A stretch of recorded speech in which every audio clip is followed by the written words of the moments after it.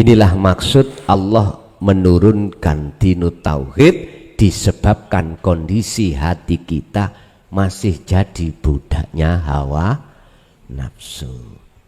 Setelah itu disampaikan, jenengan amalkan dengan istiqomah, maka muncullah ayat berikut ini, surat Luqman 33. Ya ayyuhan nas, yang dipanggil itu bukan mukmin, menungso semuanya. Artinya apa? Dari agama Islam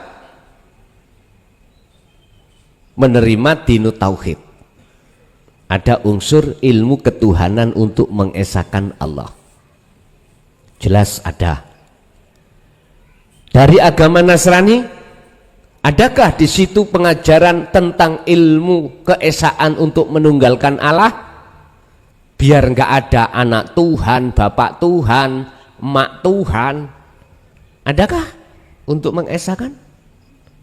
Yang menjawab jenengan piyambak sebagai saudaraku yang ada di agama Nasrani.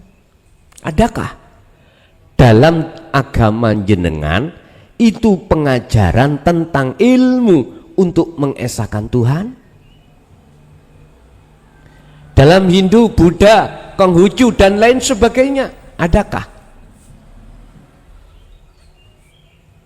Sebab ayat ini yang dipanggil tidak hanya umat Islam, tapi selain umat agama Islam juga dipanggil. Ya ayyuhan nas, wahai para manusia, ittaqu. Loh, mareko sira kabeh lan ketemu Rabbakum ing pangeran sira kabeh, dan atau itaku esakanlah padha ngesakno sira kabeh Rabbakum ing pangeran sira kabeh. Basane murad ya itaku do wedya, sama takutlah kau pada Tuhanmu. Loh, masuk Gusti Allah medeni ngono piye? Tidak. Bahasa yang paling mudah dipaham ayat ini, ittaku, sama-sama mengesahkanlah kamu sekalian Rabbakum terhadap Tuhanmu. Jadi ngomong Allah, esakno Allah itu Sang Yang Widi, Sang Yang Sekerta. Esakan. Bagaimana cara mengesahkan? Lah ini paling penting.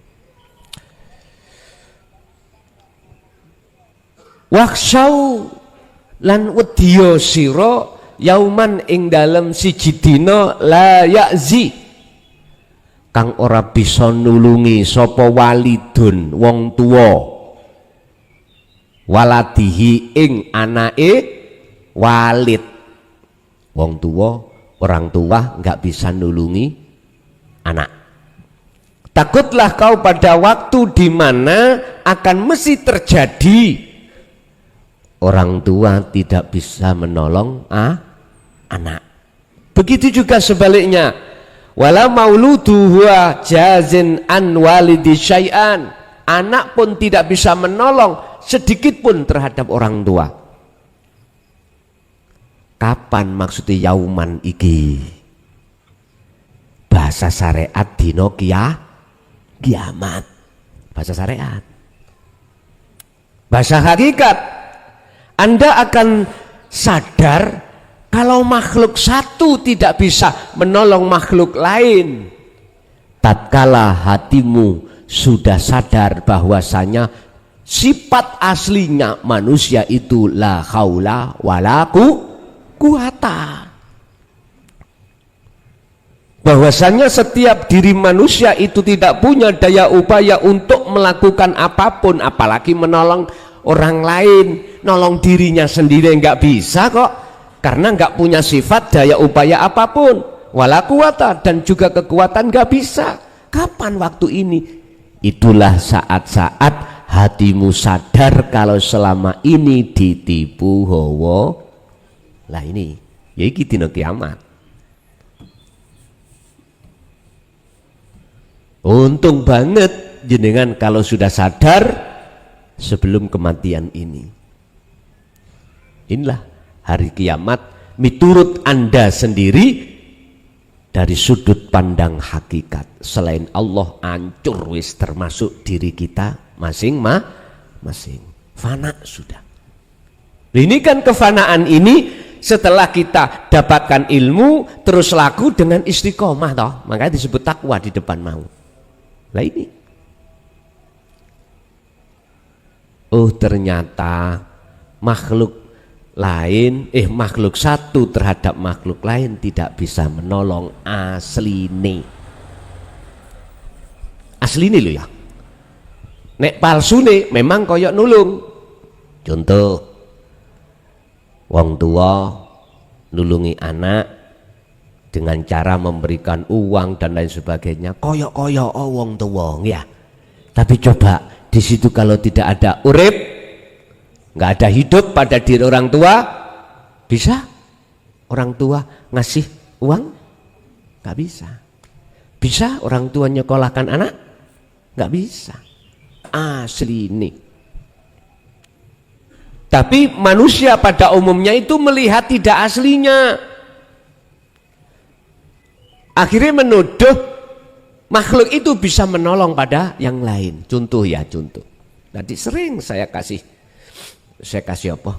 Saya kasih contoh. Depan saya ini ada anggur merah dengan apa ini? Garbu ya. Bisakah garbu menolong terhadap anggur dijojok terus didahar? Sakit? Nggak bisa. Ya. Meneng toh? Diam.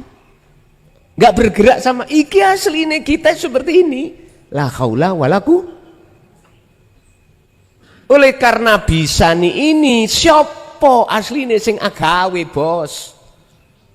Mosok apa namanya? Garbu. Lah mboten toh? Ada pihak ketiga. Saya. Lah gitu toh? Sama. Ada pihak ketiga dalam diri kita. Allah. Ini yang tidak manusia sadari. Makanya lewat ayat ini saya ingatkan. Wis ndang sadaro atimu yang segala apapun yang muncul pada diri kita semua itu sumbernya dari Allah Subhanahu. Jikalau hati sudah masuk di situ maka itulah yang kusebut esa. Garbu sudah tiada. Anggur sudah tidak ada. Maksudnya keasliannya sudah ketemu, berarti anggur ya juga tidak bisa menolong, garbu ya nggak bisa menolong. Betul sakit. Pun. Oleh sebab itu, inna wa'dallah hakun. Sak temene janji Allah iku hakun, bener. Mana yang dimaksud janji? Keaslian ini. Anda jikalau betul-betul mengikuti Muhammad dan mengamalkan ajarannya di dalam jalur dinut tauhid, inna wa'dallah hakun, janji Allah pasti benar. Apa? Hatimu akan menemukan satu kebenaran. Oh iya, ternyata bukan saya yang bisa menolong. Oh iya, ternyata bukan manusia yang bisa memberikan daya upaya apapun. Ternyata itu Allah. Apa janjinya Allah di situ? Manuto aku mesti penak. Nah, berarti berjalanlah kau di atas jalanku. Mana? Di atas jalanku nafsu keakuan diri sampai unculno di dalam hati sampai pada hidup. Itulah wujudnya Allah, bukan diri kita makhluk. Itu mesti hati sampean iku la khaufun alaihim walahum yahzanun.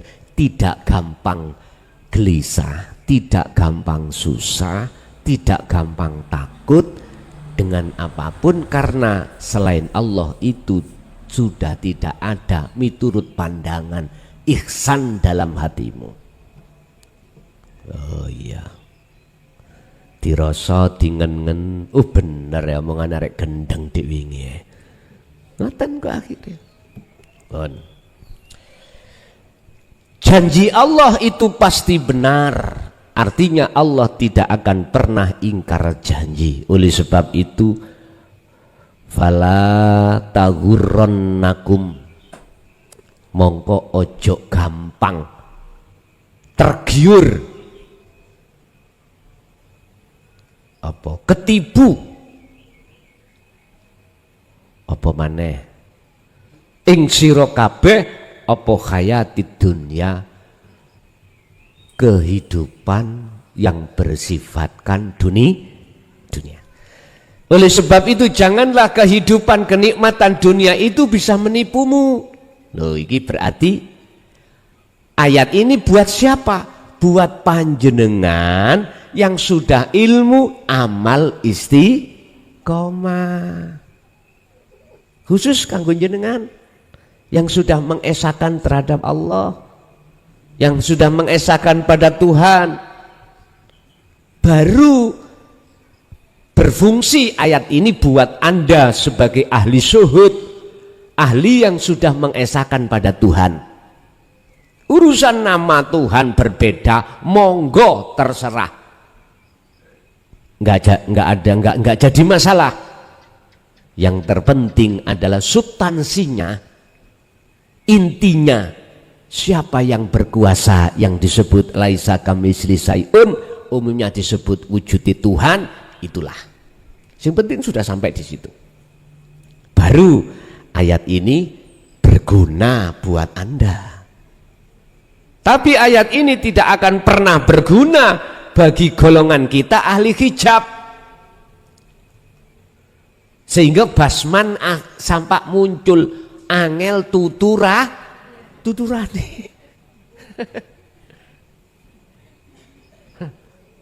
Kalau dalam Quran a'anzartahum am lam tundirhum la yu'minun, tetap dituturi, dinasehati atau tidak, la yu'minun, tidak percaya.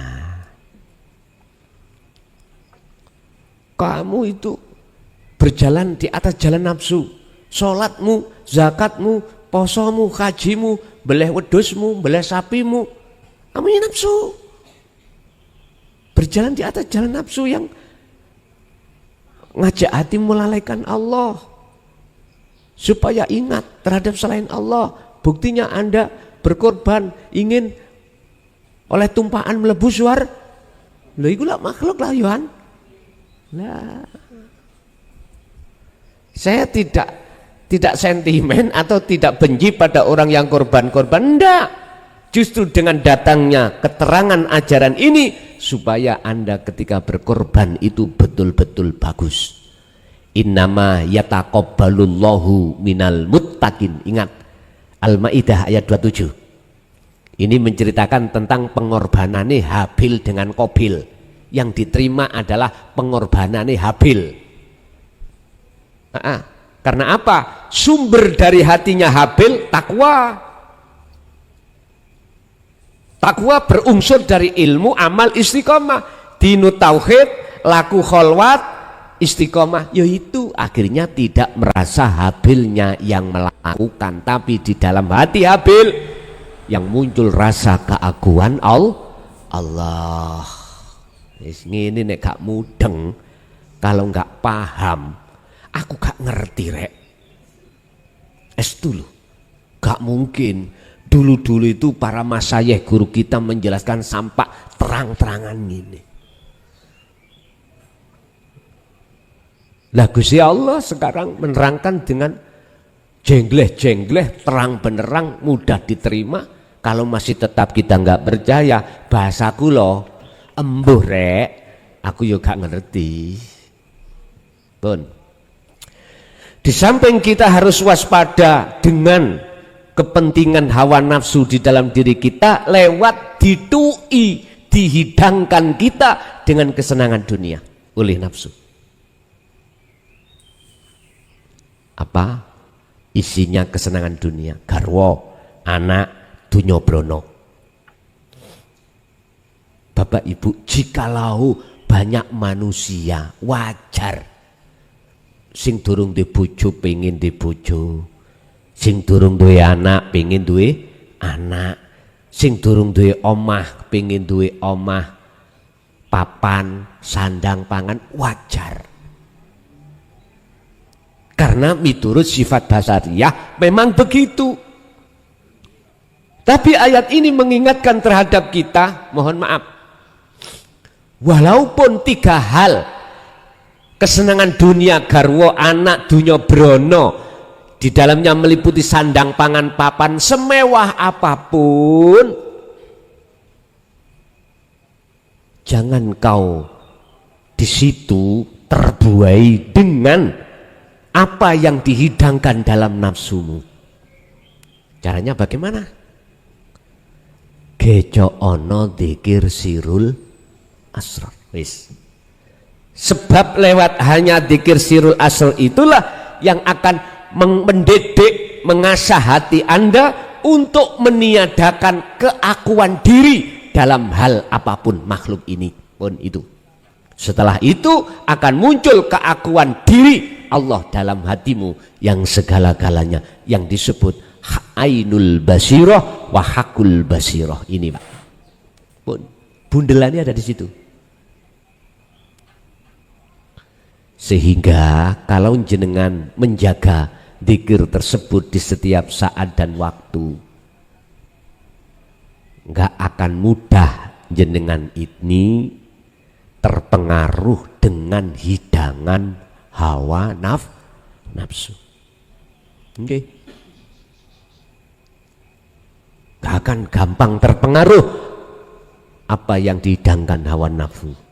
Yastakhibunal hayatat dunya.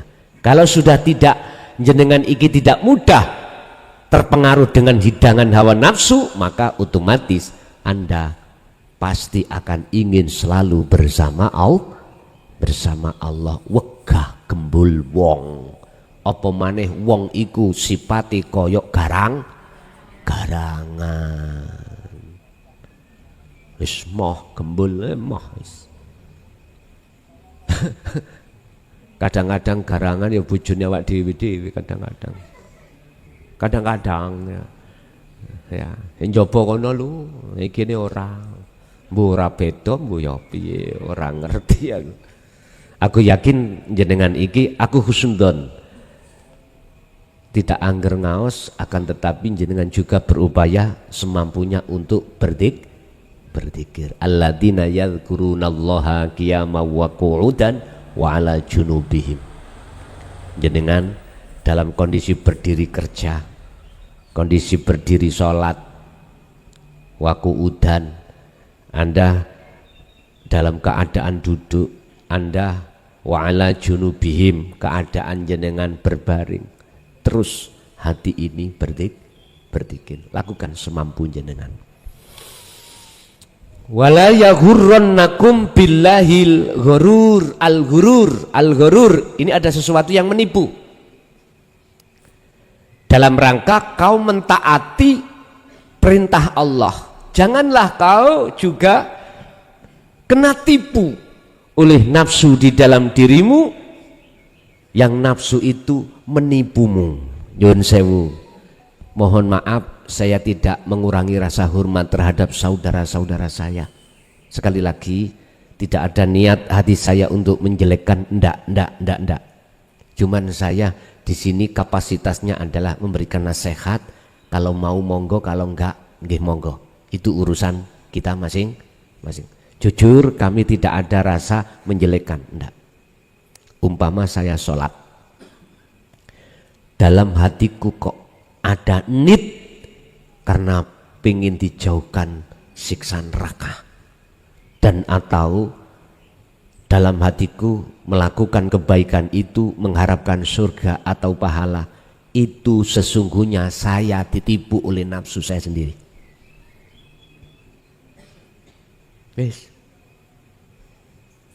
Berarti ibadah apapun yang kulaksanakan di mata Allah, habitat a'maluhum wa malahum min nasirin, ditolak. percaya gak percaya wis saenak udelmu dewi. Aku enggak ikut campur. Sebab kalau kita lihat dari surat Maidah ayat 27 ini, ibadah amaliyah pengorbanan apapun yang diterima Allah cuman ketika jenengan beribadah, ketika Anda berkorban, hati Anda itu dalam keadaan takwa. Ini kalau Syekh Ibnu Athaillah di dalam kitab Hikamiku dikatakan mingkol bin zahidin, hati yang murni semua atas dasar karena Allah. Dikatakan karena Allah, nggak ada pengakuan kita yang melakukan. Makanya beliau mengatakan al-a'malu suwarun qaimatun wa arwahuha wujudu siril ikhlas fiha. Amaliyah tidak ada gunanya apapun apabila tidak didasari rahasia ikhlas. Apa rahasia ikhlas? Adalah cahaya ma'rifat. Itu ikhlas. Isi di dalam cahaya ma'rifat adalah menekan diri kita untuk tidak ngaku. Selanjutnya menyatakan wujudnya Allah lah yang melakukan. Pun titik. Kasari Kang. Ini kudu tak kasar. Kita bikin akik dari batu mawon, nek gak digrendo ya gak mari dilus-lus ambek serban. Sak 5 tahun gak mari-mari. Jokono grendo watu disikat cepret, dibentuk cilik-cilik baru diamplas. Watu sak gegem dikekno ali-ali sak mene diamplas. Ya, iso puluhan tahun lagi mari. Pun wala yaghurrannakum billahil ghurur. Inilah maksud, janganlah kau tertipu oleh nafsumu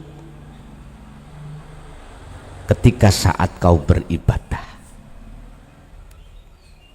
Berarti saya ketika saya ngaji, ketika saya sholat, zakat, poso, haji, apapun, kok yoning atiku iku ono muncul rasa pangrasa iman aku klason sing lakukan, berarti iki ketipu oleh nafsu. Mesti kula niki ngarepno hatiku pahala, ngarepno hatiku surga, supaya aku dijauhkan dari siksaan Lho iku semuanya makhluk. Wis. Di mata Allah tanpa guna lan manfaat. Bapak Ibu, ayat ini khusus kanggo ngilingno jenengan kali kula supaya kita tidak mudah tertipu oleh hawa nafsu. Sing hawa nafsu miturut ayat ini akan memberikan hidangan berupa kesenangan kehidupan dunia. Yang kedua, membawa hidangan kesenangan urusan akhirat yaitu surga, supaya laku sampai iku karena makhluk sekalipun itu surga. Jadi maksud jenengan supaya naik tingkat, Pak. Mari tingkat ono sarengat ya dah nang torikot munggah hakikat lalu marifat, biar seperti itu. Maksudnya Allah gitu. Bukan persoalannya kami menyampaikan ini benci dengan jenengan, mboten Pak, estu mboten. Semata-mata untuk meningkatkan mutu keimanan sampean kali kula terhadap Allah. Pada akhirnya jenengan iki sampailah pada keahatan Tuhan yang Maha Esa. Bapak Ibu hadirin jamaah rahimakumullah, itulah apa yang bisa kami sampaikan terkait masalah materi. Janganlah kau mudah tertipu oleh nafsumu sendiri, alias waspadalah dengan nafsumu sendiri. Kesimpulannya, carane ojo gampang ngeroso ngimani yen kita yang melakukan munculno yang melakukan adalah hidup dalam dirimu, itulah wujudnya Allah. Berarti Allah dawakat nggih. Bon,